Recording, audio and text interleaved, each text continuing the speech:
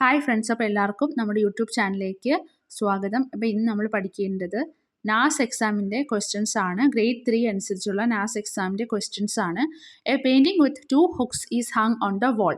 ഒരു ചുമരിൽ 2 ഹുക്സ് ഉള്ള ഒരു പെയിൻറ്റിങ് തൂക്കിയിട്ടേക്കുവാണ്. ഒരു പെയിൻറ്റിങ് ഒരു വാളിൽ തൂക്കിയിട്ടേക്കുന്നു. അത് 2 ആണി വെച്ചിട്ടാണ് തൂക്കിയിട്ടേക്കുന്നത്.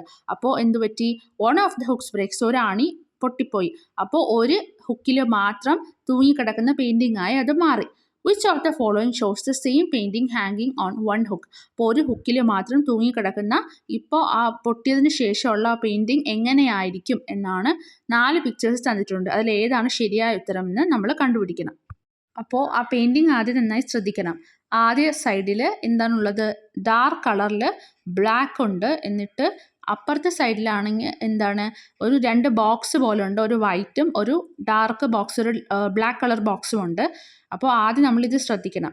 എന്നിട്ട് വേണം അതിലേത് പിക്ചറായിട്ടാണ് മാച്ചിങ് എന്ന് നോക്കാനായിട്ട്. അപ്പോൾ നമ്മൾ 4 പിക്ചേഴ്സ് ശ്രദ്ധിച്ച് നോക്കാം. നമുക്ക് വേണ്ടത് ആദ്യത്തെ സൈഡിൽ എന്താണ്? ഡാർക്ക് ആയിട്ട് ഒരു സ്ലാൻഡിങ് ആയിട്ടുള്ള ഒരു ലൈൻ പോലെയുള്ള ഒരു പിക്ചറാണ്. രണ്ടാമത്തെ സൈഡിൽ 2 ബോക്സസും വേണം നമുക്ക്. അപ്പോൾ ഒരുപാട് ആദ്യത്തെ സൈഡിൽ ഒരുപാട് ഭാഗങ്ങൾ ബ്ലാക്ക് ആയിരിക്കും. പിന്നെ രണ്ടാമത്തെ വശം നോക്കുമ്പോൾ അവിടെ 2 ബോക്സസ് ഉണ്ടായിരിക്കും. അതേത് പിക്ചറാണ്? 4ാമത്തെ പിക്ചറാണ്. ഓക്കെ, അപ്പോൾ നമുക്ക് അടുത്ത ചോദ്യം നോക്കാം. Shown below are the pictures of some items. കുറച്ച് കാര്യങ്ങളുടെ പിക്ചേഴ്സ് തന്നിട്ടുണ്ട്. ചോക്ലേറ്റിന് 7 രൂപയാണ്, ബ്രെഡിന് 25 രൂപയാണ്. സഞ്ജന 2 ചോക്ലേറ്റ്സും 1 പാക്കറ്റ് ബ്രെഡും വാങ്ങി. എങ്കിൽ ടോട്ടൽ എമൗണ്ട് എത്രയാണ്?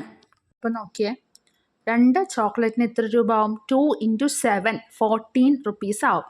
ഇനി 1 പാക്കറ്റ് ബ്രെഡ് കൂടിയാണ് അവൻ വാങ്ങിയത്. ഒരു പാക്കറ്റ് ബ്രെഡിന് 25 റുപ്പീസ്, 25 രൂപയാണ്.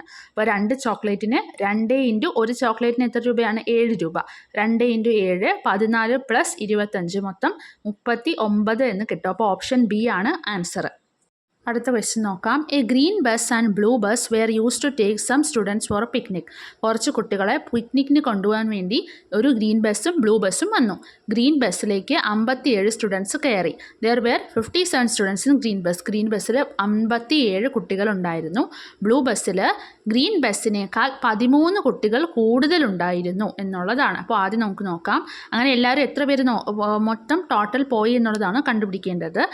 സ്റ്റുഡൻസ് ഇൻ ഗ്രീൻ ബസ്സിൽ 57 സ്റ്റുഡൻസ് ഉണ്ടായിരുന്നു. ബ്ലൂ ബസ്സിൽ 57 + 13 മോർ സ്റ്റുഡൻസ് ഉണ്ടായിരുന്നു. അപ്പോൾ ടോട്ടൽ എന്താണ്? 57 + 13 സ്റ്റുഡൻസ് ഉണ്ട്. അടുത്ത ക്വസ്റ്റ്യൻ നോക്കാം. Which of the following options is same as 6 + 8 + 4. 6 + 8 + 4 എന്നതിന് സമാനമായ ഓപ്ഷൻസ് ഇതിൽ ഏതാണെന്നാണ്. 6 × 4 × 8. ഇവിടെ ക്വസ്റ്റ്യനിലുള്ളത് അഡിഷനാണ്. ഇവിടെ ആദ്യത്തെ ഓപ്ഷനിൽ ഇത് തമ്മിൽ മൾട്ടിപ്ലിക്കേഷൻ ചെയ്തിരിക്കുവാണ്. അപ്പോൾ ആ ഓപ്ഷൻ വരത്തില്ല. അടുത്ത ഓപ്ഷൻ സി നമുക്ക് നോക്കാം. ബി അവിടെ കിടക്കട്ടെ. സി നോക്കാം. 64 + 8. ഇവിടെ 6ഉം 4ഉം 8ഉം കൂടെ ആഡ് ചെയ്തിട്ടുള്ള ആൻസറാണ് നമുക്ക് കണ്ടുപിടിക്കേണ്ടത്. അപ്പോൾ 6ഉം 8ഉം 4ഉം തമ്മിൽ ആഡ് ചെയ്താൽ എത്ര കിട്ടും? 18 കിട്ടും. അതാണോ 64 + 8 ചെയ്യുമ്പോൾ കിട്ടുന്നത്? അല്ല. അപ്പോൾ സി അല്ല ആൻസർ. അടുത്ത് 684 എന്ന് എഴുതിയിട്ടുള്ളൂ. 6ഉം 8ഉം 4ഉം ആഡ് ചെയ്താൽ 684 കിട്ടുമോ? ഇല്ല. അപ്പോൾ ഏതാണ് ആൻസർ നമുക്ക് മനസ്സിലായി? ബി ആണ്. ഇനി എന്താണ് ബിയിൽ പറഞ്ഞിരിക്കുന്നത്? 10 + 8 എന്നാണ്. നമ്മൾ നോക്കാം. ക്വസ്റ്റ്യനിലുള്ളത് 6 + 8 + 4 എന്നാണ്. അപ്പോൾ നമുക്ക് ആദ്യത്തെ സംഖ്യയും അവസാനത്തെ സംഖ്യയും നമ്മൾ ആഡ് ചെയ്ത് നോക്കാം. 6 + 4 എത്രയാണ്? 10. 10 + 8 എന്താണ്? 18.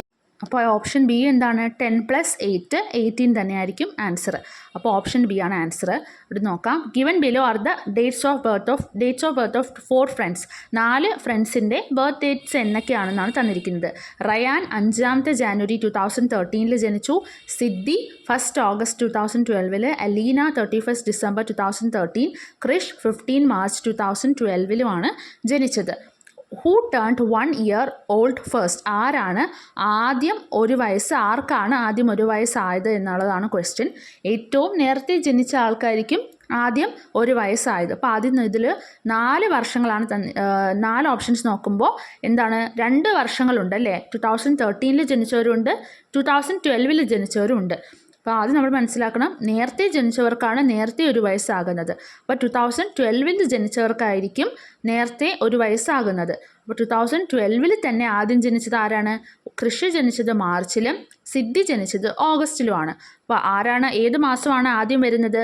മാർച്ച്. അപ്പോൾ ആർക്കാണ് ആദ്യം വേഗം ഒരു വയസ്സാകുന്നത്? ആർക്കാണ്? കൃഷിന്. അടുത്ത EVSലെ ക്വസ്റ്റ്യൻസ് നോക്കാം. Which of the following contain food items obtain from both plant and animal? ഒരു പ്ലാന്റിൽ നിന്നും ആനിമലിൽ നിന്നും കിട്ടിയ ഫുഡ് ഐറ്റംസ് ഇതിൽ ഏതാണ്? മിൽക്ക് ഇതിൽ നിന്നാണ് കിട്ടുന്നത്, ആനിമലിൽ നിന്ന്. ടോസ്റ്റ് കിട്ടുന്നത് ഇതിൽ നിന്നാണ്? പ്ലാന്റിൽ നിന്ന്. പിന്നെ ഹണിയും കേർഡ് നോക്കിയാൽ രണ്ടും കിട്ടുന്നത് ആനിമലിൽ നിന്നാണ്. ഹണി ബീ നിന്നാണ് ഹണി കിട്ടുന്നത്. കേർഡ് കിട്ടുന്നത് ആരിൽ നിന്നാണ്? മിൽക്കിൽ നിന്നാണ് കേർഡ് ഉണ്ടാകുന്നത്. അങ്ങനെ നോക്കിയാൽ കേർഡ് ഉണ്ടാകുന്നത് ആനിമലിൽ നിന്നാണ് എന്ന് പറയാം. പിന്നെ അതുപോലെ തന്നെ ബാക്ടീരിയയും കേർഡിന് ഹെൽപ്പ് ചെയ്യുന്നു. അതും ഒരു ജീവജാലമാണ്. ബോയിൽഡ് എഗ്ഗ്, ചീസ്, ഇത് രണ്ടും പ്ലാന്റിൽ നിന്ന് അനിമലിൽ നിന്ന് കിട്ടുന്നു എന്ന് നമുക്ക് പറയാൻ പറ്റത്തില്ല. ഇത് രണ്ടും ആനിമലിൽ നിന്ന് തന്നെയാണ് കിട്ടുന്നത്. അടുത്ത് orange juice and potato wafers, ഇത് രണ്ടും പ്ലാന്റിൽ നിന്നാണ് കിട്ടുന്നത്. അപ്പോൾ ആൻസർ ഏതാണ്? മിൽക്കും ടോസ്റ്റും ആണ്. അടുത്ത question, what is common to these parts of human body? ഈ താഴെ തന്നിരിക്കുന്ന 4 പാർട്സ് ഉണ്ട്. കണ്ണ്, കാത്, മൂക്ക്, നഖങ്ങൾ. ഇതിനെല്ലാത്തിനും കോമൺ ആയിട്ടുള്ളത് എന്താണ്? അപ്പോൾ ഓപ്ഷൻസ് നോക്കുമ്പോൾ they are found in pairs, അവർ ജോഡികളായിട്ടാണ് കാണുന്നത്. അത് വരത്തില്ല, കാരണം നെയിൽസ് എന്ന് പറയുന്നത് ജോഡികളായിട്ടല്ല കാണുന്നത്. They are all seen on head, അവരെല്ലാവരും തലയിലാണോ കാണുന്നത്? അല്ല. അപ്പോൾ അത് ഓപ്ഷനും വരത്തില്ല. അവരെല്ലാവരും തലയിലാണ് കാണുന്നതെന്നാണ് ഓപ്ഷൻ ബി പറയുന്നത്. നഖങ്ങൾ തലയിലല്ല കാണുന്നത്. അടുത്ത option C, they can be seen outside the body, അവർക്ക് ബോഡിക്ക് പുറത്താണ് കാണുന്നത്. അടുത്ത 4ാമത്തെ ഓപ്ഷൻ എന്താണ്? They help us to know our surroundings, അത് നമ്മുടെ ചുറ്റുപാടിനെ മനസ്സിലാക്കാൻ നമ്മളെ സഹായിക്കുന്നു. അപ്പോൾ ഏതാണോ answer? They help us to know our surroundings. അപ്പോൾ ഇതെല്ലാം സെൻസേഷൻസിനല്ലേ നമ്മളെ ഹെൽപ്പ് ചെയ്യുന്നത്. നമുക്ക് ഓരോ കാര്യങ്ങൾ മനസ്സിലാക്കാൻ സഹായിക്കുന്നവയാണ്. ഐസ് കാണാനും, ഇയേഴ്സ് കേൾക്കാനും, നോസ് സ്മെല്ല് ചെയ്യാനും, നെയിൽസ് എന്തിനാണ്? തൊട്ട് മനസ്സിലാക്കാനും സഹായിക്കുന്നവയാണ്. അടുത്ത ക്വസ്റ്റ്യൻ നോക്കാം. Which of the following animal it could be? അതായത് ഒരു ആനിമലിൻ്റെ ഫൂട്ട് തന്നിട്ടുണ്ട്, കാൽപാദങ്ങൾ തന്നിട്ടുണ്ട്. അത് ഏത് ആനിമലാണെന്ന് ഓപ്ഷനിൽ നിന്ന് മനസ്സിലാക്കണം. എലിഫൻറ്റ്, ലയൺ, ഡോഗ്, കൗ. ഇത് കൗവിൻ്റെ ഫൂട്ടാണെന്ന് നമ്മൾ മനസ്സിലാക്കണം. അപ്പോൾ ആൻസർ എന്താണ്? കൗ ആണ്. Which of the following shows a part of cat's face? ഒരു ക്യാറ്റിൻ്റെ മുഖം ഇതിൽ ഏതാണ്? ഓപ്ഷൻ സി ആണ്. നമ്മൾ നോക്കിയാൽ മനസ്സിലാവും. ആദ്യത്തെ മങ്കി ആണ്, രണ്ടാമത്തെ ഒരു ഓളാണ്, സി ആണ് ഒരു ക്യാറ്റ്, ഡി എന്ന് പറഞ്ഞതാണ് ഒരു എലിയുടെ മുഖമാണ്. അടുത്ത ക്വസ്റ്റ്യൻ എന്താണ്? Which of the following car will Omar be able to see from the place where he standing? Omar നിൽക്കുന്ന സ്ഥലത്ത് നിന്ന് അവന് ഏതൊക്കെ കാറുകൾ കാണാൻ പറ്റും? ഓമർ നിൽക്കുന്ന സ്ഥലമാണ് ആദ്യം ഓമർ എഴുതി മാർക്ക് ചെയ്തിട്ടുള്ളത്. അവൻ ഏതൊക്കെ കാറുകൾ കാണാൻ പറ്റും എന്നുള്ളതാണ് ക്വസ്റ്റ്യൻ. അപ്പോൾ നോക്കുമ്പോൾ നമ്മൾ ആദ്യം മനസ്സിലാക്കേണ്ടത് ഒരു റെക്റ്റാങ്കിൾ ആണ്. ഒരു വൈറ്റ് കളറ് റെക്റ്റാങ്കിളോ സ്ക്വയറോ ആണെങ്കിൽ അത് ഹൗസാണ്. പിന്നെ ഗ്രേ കളറിൽ കാണിച്ചിരിക്കുന്നില്ല റോഡാണ്. അപ്പോൾ ഒമറിന് ഏത് കാറ് മാത്രമാണ് കാണാൻ പറ്റുന്നത്? സി മാത്രമാണ് അവന് കാണാനായിട്ട് പറ്റുന്നത്. കാരണം സിയുടെ ഫ്രണ്ടിൽ വീടോ ഒന്നുമില്ല, റോഡ് മാത്രമേ ഉള്ളൂ. അപ്പോൾ ഒമറിനെ കാണാൻ പറ്റുന്നത് സി എന്ന കാറാണ്. അപ്പോൾ ഇത്രയാണ് നമ്മൾ ഗ്രേഡ് 3 നമുക്ക് NAS എക്സാമിന് വേണ്ടി പഠിക്കേണ്ടത്. അപ്പോൾ ഇനിയും വീഡിയോസ് ഉണ്ട്, അത് നിങ്ങൾ സബ്സ്ക്രൈബ് ചെയ്യുക, അപ്പോൾ നിങ്ങൾക്ക് ലഭിക്കും.